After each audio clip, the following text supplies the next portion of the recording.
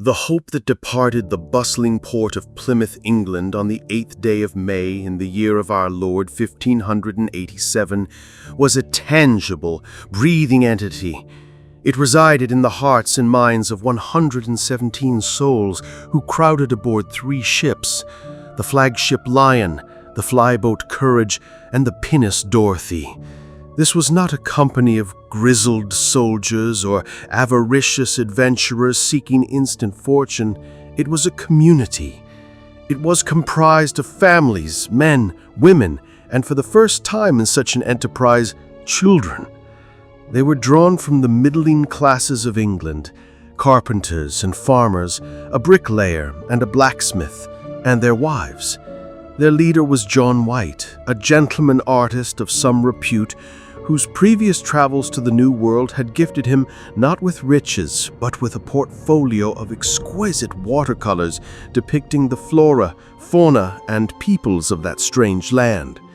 He was a quiet, observant man, chosen for his experience and his steady temperament.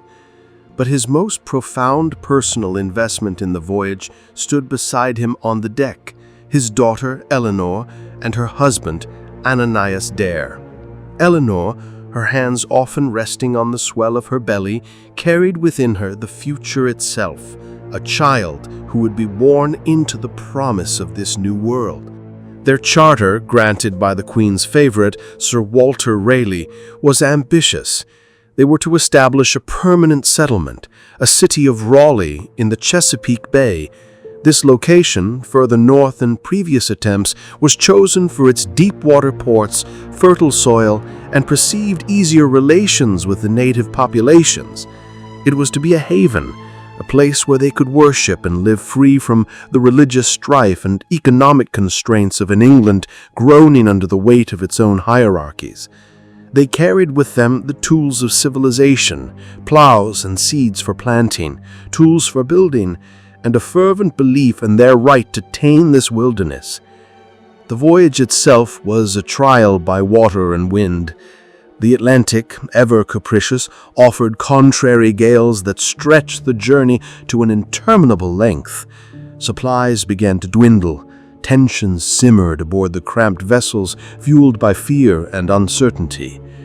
The Portuguese pilot, Simon Fernandez, a man of grizzled experience and dubious loyalty, grew increasingly mutinous. His primary interest was not in founding a colony, but in the lucrative practice of privateering, attacking Spanish treasure ships. By the time the low, sandy spine of the Outer Banks of Virginia was sighted in late July, Fernandez declared his intentions. He would not waste further weeks sailing north to the Chesapeake. He would deposit them here, on Roanoke Island. His excuses were myriad.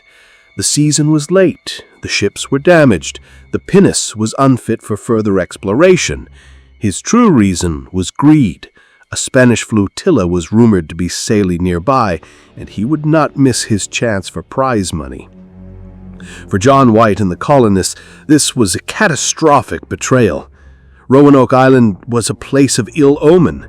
Just 2 years prior, a military expedition led by Sir Ralph Lane had ended in desperation, starvation, and violent conflict with the CROATOAN tribe. The land was remembered for its harshness, its treacherous inlets, and the enmity it had fostered. To be abandoned here was not just an inconvenience, it was a potential death sentence. Arguments were heated, but Fernandez held all the power. He controlled the ships. Reluctantly, furiously, and filled with a deep foreboding, the colonists were rowed ashore onto the hot, mosquito-ridden beach. Their precious supplies were unloaded with haste, and almost immediately the specter of their predicament materialized. They sought out the small garrison of 15 men left behind by Sir Richard Grenville to hold the fort. They found the earthen fortifications overgrown, the huts deserted, and in the tall grass they found a grim relic, the bleached skeleton of a single Englishman, picked clean by scavengers, a silent testament to the fate that might have befallen the others. The hope they had carried across the ocean began to curdle into dread. Yet the human spirit, when cornered, finds resilience. There was no choice but to forge ahead. They set to work with a desperate energy, repairing the dilapidated fort and the few remaining structures. They began building new, more substantial homes from the towering pines and cypress trees, hoping to create a village that could withstand the coming winter. Their mission had fundamentally shifted. This was no longer about building the city of Raleigh. It was about sheer survival. Their greatest asset was not their muskets, but their trusted guide, Manteo. A CROATOAN Indian who had traveled to England and returned, Manteo was their cultural interpreter, their ambassador to the complex and wary native tribes of the region. It was through his efforts that a tentative peace was brokered with the CROATOAN people of the nearby Barrier Islands, a tribe distinct from the hostile CROATOANs who dominated Roanoke itself. The days were a blur of exhausting labor under a relentless sun. The nights were alive with alien sounds that frayed their nerves. It was into this world of struggle and fragile hope that a new symbol was born. On the 18th of August, 1587, Eleanor Dare was delivered of a healthy daughter. They named her Virginia, in honor of their virgin queen and the virgin land that was her birthright. She was the first English child born in the Americas, and her cries were a powerful declaration of permanence. They were here. They would endure. But little Virginia Dare was also a chain, binding them to an increasingly dire reality. Their supplies were critically low. The CROATOANs, watching from the deep woods, grew bolder in their harassment. A colonist named George Howe was killed while crabbing alone in the lagoon. The message was clear. They were not safe. A desperate council was held. The pinnace was damaged and unfit for a transatlantic crossing. Their only hope lay in sending Governor White back to England on the larger ships to beg for immediate reinforcements and supplies. It was a logical decision, but to John White it was an exquisite torture. He was being asked to abandon his daughter, his newborn granddaughter, and all the people under his protection. The farewells on the beach were tearful and charged with a fear no one dared articulate fully. As the ships pulled away, the colonists on the shore grew smaller and smaller until they vanished from sight entirely. John White stood on the deck, his heart a leaden weight in his chest, watching the place that held his entire world recede into the haze. He could not have known he was the last European to ever see them alive. John White's return voyage to England was a mirror image of his outbound journey, but where that had been filled with anticipation, this was choked with a gnawing anxiety. He carried with him not only the guilt of having left his family, but the immense pressure of securing their salvation. He arrived on English shores in the autumn of 1587, his pleas for a swift resupply mission already forming on his lips. He was met with a nation transformed. England was a fortress bracing for invasion. The Spanish Armada, the most formidable naval force ever assembled, was massing in ports across Europe. Its target was the conquest of England and the overthrow of Queen Elizabeth's Protestant rule. Every ship, every sailor, every pound of shot and barrel of powder was commandeered for the defense of the realm. The fate of 117 souls on a distant shore was a triviality in the face of national annihilation. White found a powerful ally in Sir Walter Raleigh, but even Raleigh's immense influence could not pry a single vessel from the Navy. The Queen's Privy Council listened to White's petitions with distracted impatience. The colonists would have to wait. The months stretched into a year. White lived in a state of suspended agony, each sunrise a reminder of another day his daughter and granddaughter faced hunger and danger. The great battle with the Armada was joined in the summer of 1588, and through a combination of English naval cunning and a providential storm, the Protestant wind, the Spanish fleet was shattered and scattered. England was saved, but it was bankrupt and exhausted. Still, White persisted. It took 2 more years of relentless lobbying, of writing frantic letters, and haunting the halls of power before he could secure passage. It was not a royal rescue fleet. It was a small, privately funded, privateering expedition of 2 ships captained by men whose primary goal was not deliverance, but Spanish gold. He was mere a passenger, his mission an inconvenient side quest, to be undertaken only if it did not interfere with the pursuit of profit. They finally set sail in the spring of 1590. The journey was slow, plagued by bad weather and the captain's desire to chase prizes. When the familiar low-lying coastline of the Outer Banks finally hove into view on the 17th of August, 1590, it had been 3 years to the day since White had held his newborn granddaughter. As the longboat carried him toward the shore, White and the landing party scanned the beach for signs of life. They looked for the column of smoke from a cooking fire, the glint of sunlight on a tool, the figure of a sentry on the dunes. They saw nothing but undisturbed sand and the restless sway of sea oats. The silence was profound, broken only by the crash of surf and the cries of wheeling gulls. A cold dread began to clutch at White's heart. He called out, his voice swallowed by the immensity of the landscape. No answer came. They hurried toward the settlement. What they found was a scene of profound and eerie order. The fort's palisade had been expanded and strengthened with well-made timbers, evidence of industry and planning. But the houses within were not just empty. They had been carefully and deliberately dismantled. It was not the scene of a panicked flight. Heavy objects, iron kettles, tools, furniture, and even small cannon were gone. There were no signs of a struggle, no scattered belongings, no spent shot, no unburied bodies. It was as if the entire population had calmly and methodically packed up everything they could carry and simply walked away. Then they found the signs. Carved into a main post of the fort's entrance was a single word, cut deep into the wood, CROATOAN. For a moment, White's heart must have soared. This was the name of Mantio's people, their allies on the barrier islands to the south. Before his departure, White had left explicit instructions. If the colonists were forced to abandon Roanoke, they should carve their destination into a tree or post.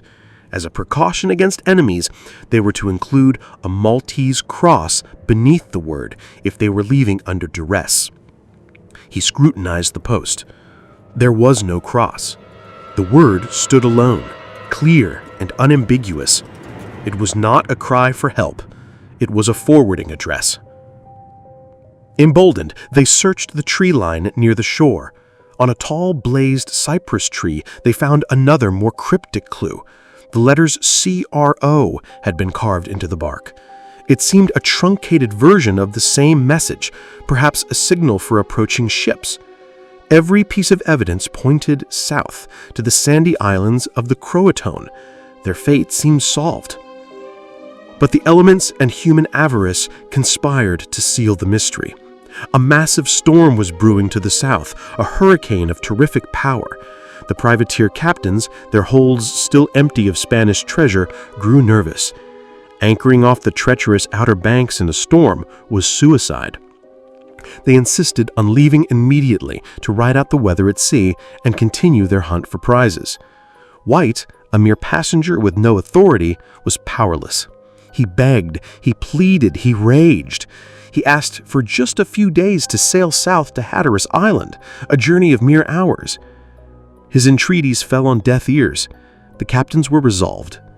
They dragged the heartbroken governor back to the ships. He stood on the deck, watching the shoreline of Roanoke vanish for the final time, the word CROATOAN burning in his mind. He had been so close. He knew where they had gone.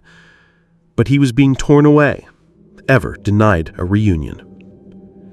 John White never saw Virginia again. He returned to England and spent his remaining years a broken man, unable to muster interest or funds for another voyage. His account of the deserted settlement and the cryptic carving became the colony's epitaph. The 117 colonists, including little Virginia Dare and his own daughter, were officially deemed lost. The mystery was born in that moment of frustrated discovery, a puzzle that would tantalize and torment historians for centuries. The wilderness had offered a single clue, then closed its green curtain forever. For over 3 centuries, the story of the Lost Colony settled into the realm of American legend, a ghost story told to illustrate the perils of the unknown continent. The official history, penned by later Jamestown settlers like Captain John Smith, recorded a confession from the powerful Powhatan, father of Pocahontas. He claimed to have slaughtered the white colonists who had been living with the Chesapeake tribe to the north, showing Smith English-made iron tools as proof. This provided a neat, brutal, and seemingly conclusive end to the story. They had been killed. The mystery was solved. But the word CROATOAN never truly faded. It was a splinter in the mind of history, nagging and unresolved. If they had all been massacred by Powhatan, why the orderly departure? Why the specific unhurried message? As historical scholarship evolved, the mystery demanded a re-examination. The search for the lost colony moved from the pages of books to the soil of North Carolina and the enduring oral traditions of its native people. The most persistent clues come from the descendants of the very people named in the carving. The CROATOAN, later known as the Hatteras Indians, have long held stories of their ancestors integrating with white strangers. In the late 19th century, ethnographers documented Hatteras accounts of gray-eyed ancestors and an ancient familiarity with the English language and customs. Even more compelling are the traditions of the Lumbee tribe of central North Carolina. Numbering over 50,000 members, the Lumbee have for centuries claimed descent from the lost colonists of Roanoke. Their evidence is multifaceted and powerful. Many core Lumbee surnames, Dial, Hyatt, Dare, Berry, and others, are direct matches to the family names listed on John White's roster of colonists. Physically, many Lumbees possessed features uncommon among other southeastern tribes: gray and blue eyes, light hair, and Anglo-European bone structure. Historically, their ancestors were found by later European settlers already speaking English and practicing a form of Christianity generations before widespread missionary activity in the region. A key piece of historical evidence comes from John Lawson, an English explorer who encountered the Hatteras Indians in 1709.